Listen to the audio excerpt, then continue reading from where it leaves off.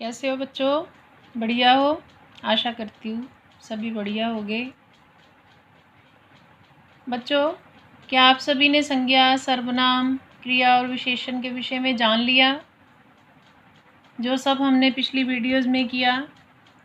अगर आपने जान लिया तो आप आज का विषय आपके लिए बहुत ही आसान होगा।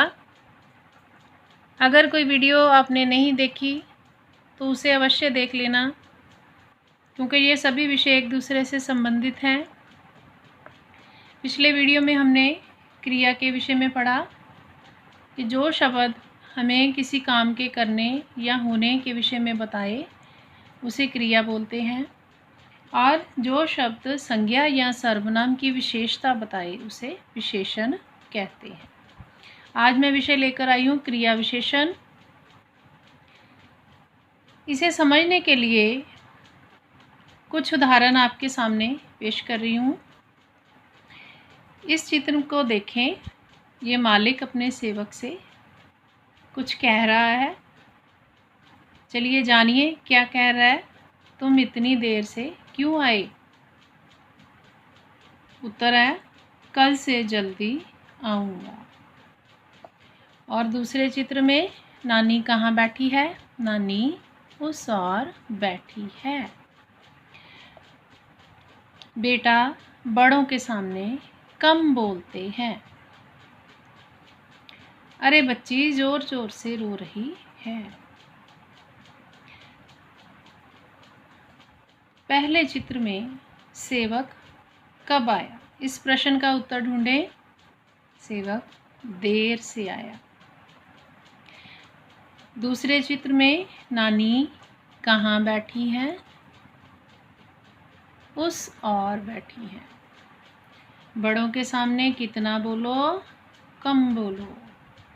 चौथे चित्र में बच्चा कैसे रो रहा है? जोर जोर से। उपर्युक्त वाक्यों में रंगीन छपे शब्द क्रिया के विषय में विशेष जानकारी दे रहे हैं। क्रिया विषय कब, कहाँ, कितनी और कैसे हो रही है, ऐसे शब्द क्रिया विशेषण कहलाते हैं। तो बच्चों, क्रिया विशेषण की परिभाषा हुई जो शब्द क्रिया के होने के काल, स्थान, परिमाण तथा रीति संबंधी विशेषता बताते हैं उन्हें क्रिया विशेषण कहते हैं। क्रिया विशेषण के बारे में एक विशेष बात, जो विशेषण शब्द होते हैं वो क्रिया से पहले लगते हैं। क्रिया विशेषण के भेद। क्रिया विशेषण के 4 भेद होते हैं। कौन कौन से? कालवाचक, स्थानवाचक, परिमाणवाचक और रीतिवाचक। पहला भेद कालवाचक क्रिया विशेषण। इस तस्वीर में देखो, मोहन, ये मोहन लग रहा है। मोहन को परसों जयपुर जाना था, लेकिन वह आज जा रहा है। दूसरी तस्वीर में देखो, बाघ अभी दौड़ने ही वाला है।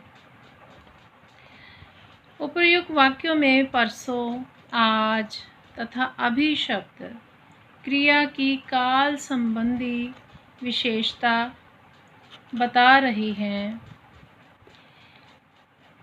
इस प्रकार जो शब्द क्रिया के होने के समय संबंधी विशेषता बताते हैं उन्हें कालवाचक क्रिया विशेषण कहते हैं।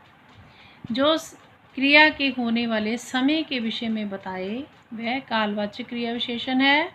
और इसे पता करने के लिए हम कब लगाकर किसी वाक्य का प्रश्न पूछेंगे, जो उत्तर आएगा वो कालवाचक क्रिया विशेषण होगा।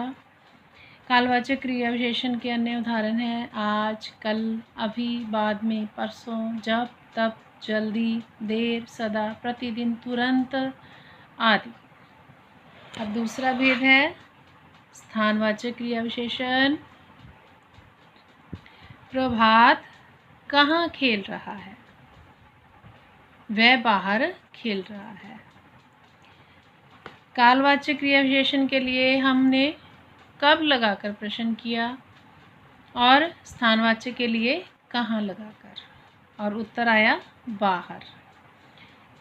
मीरा कहाँ बैठी है? मीरा राधिका के बाईं ओर बैठी है, उत्तर आया बाईं ओर। तो ये स्थानवाचक क्रिया विशेषण हुआ।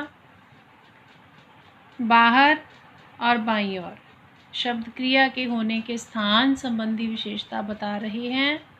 इसी प्रकार जो शब्द क्रिया के होने के स्थान संबंधी विशेषता बताते हैं उन्हें स्थानवाचक क्रिया विशेषण कहते हैं। जैसे बाहर, भीतर, ऊपर, नीचे, आगे, पीछे, दूर, पास, इधर, उधर, सामने आदि।